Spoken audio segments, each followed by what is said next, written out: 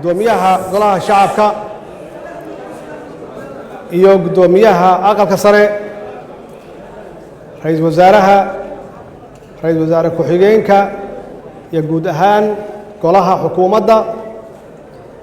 madaxweynayaasha dowlad goboleedyada gudoomiyaha gobolka banaadir gudoomiyaha maxkamadda sare xildhibaanada labada aqal taliyayaasha ciidamada qalabka sida madaxweynayaashii hore iyo ra'iisul wasaareyaashii hore gudoomiyaashii hore ee baarlamaanka federaalka madaxweynayaashii hore ee dowlad goboleedyada hogaamiyaasha ururada siyaasadeed ururada bulshada rayidka ah ay ugu horeeyaan culamaa udiinka ururada haweenka ururada dhalinyarada wakiilada beesha caalamka bahda saxaafadda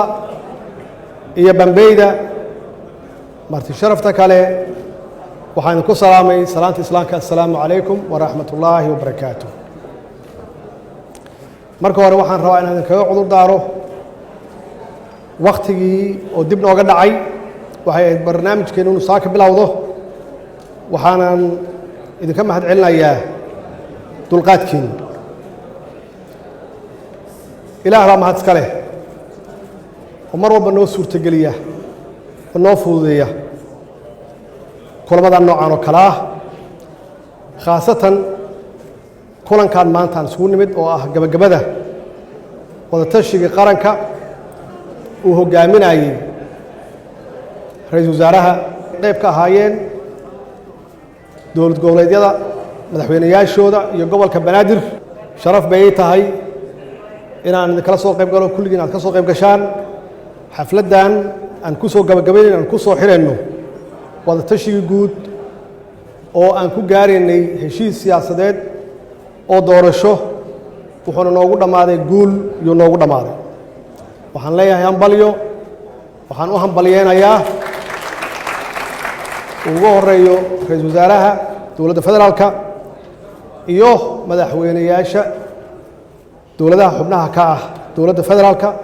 iyo gobolka banaadir waxaan leeyahay hambalyo mar kale waxaad mudan tihiin bogaadin waxaad mudan tihiin sharaf waxaad mudan tihiin ammaan shaqadii adkayd oo aad qabateen oon ognahay oo muddada dheer soo jiitamaysay doodii adkayd aad soo gasheen afartii beri aan soo dhaafnay oo ay maanta ugu dambaysay dulqaadkiinnii faraha badnaa iyo dadaalkiinnii ay ugu dambaysay tanaasul inaad la timaadaan oo isu tanaasushaan si dalka uu u aado doorasho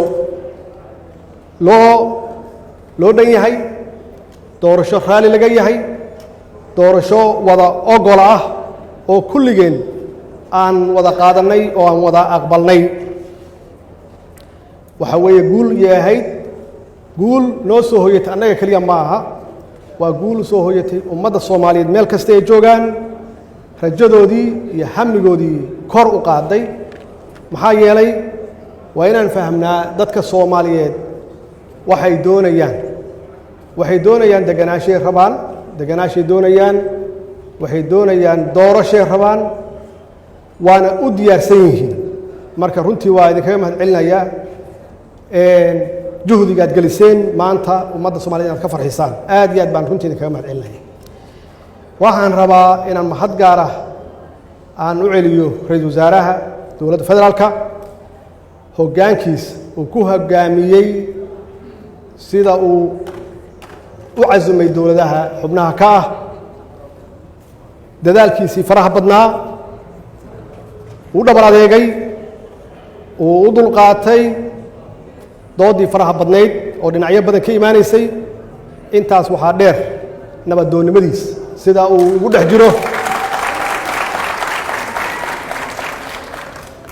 waad ku mahadsan tahay ra'iisul wasaare sida runtii aad u hoggaamisay golahan wada tashiga ah ee wanaagsan si aad u hoggaamisay aad baan runtii kaaga mahad celinayaa madaxweynayaasha dowlad goboleedyada iyaga naftigooda waxaan rabaa inaan la dardaarmo jidkan waa soo marnay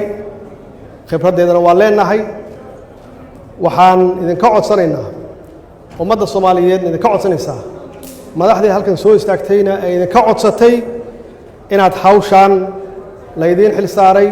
oo mas'uuliyadiisa aad leedihiin inaad hor u dhaqaajisaan doorashadan waxay u baahan tahay heshiis waa la gaaraa laakiin waxay u baahan tahay hirgelin waxay u baahan tahay dhaqangelin waxay u baahan tahay dhamaystir iyo u baahan tahay marka runtii mas'uuliyaddan idinkaas kale idinkay hadda idinku soo wareegtay the ball is in your court saasaa la yiraahdaa aniga kaalintaydu iyo shacbiga guud ahaan kaalintoodu waxa weeye inaan idin kaalmeyno oo aan idin duceyno oo aan idin ku tufno oo aan idin barakeyno waan idin barakeyno hawshan waxaan idinku duceynaa inuu Ilaahay idin fududeeyo hawl sahlan ma aha dhamaystirkeeda waan naqaanaa Ilaahay inuu idin fududeeyo oo doorashadan inoogu dhamaato doorasho nabada doorasho hufan doorasho xalaal ah murashax kasta qof kasta oo muwaadin ah oo doonaya inuu dalkiisa u adeego oo public service uu qabto inuu xuquuqdiisa uusan idinka waayin aad cadaalad u samaysaan waxaan rabaa hoos inaan ka xariiqo koontada ama qaybta dumarka yaan rabaa hoos inaan ka xariiqo dumarku waa laf-dhabarka bulshadeena weeye waa hooyooyinkeen waa xaasaskeenna weeye waa gabdhaheenna waxaa loo baahan yahay inaad xuquuqdooda xaqiijisaan oo kootada la sheegayo oo ah 30% inaad muujisaan markaan inaan 40 gaarsiin karno hadduu eeba yiraahdo cafiska walaalkay uu soo jeediyey madaxweynaheygii hore oo aan saaxiib ka nahay Sheekh Shariif waa wada qaadanay Soomaaliya anna waa idin cafiyey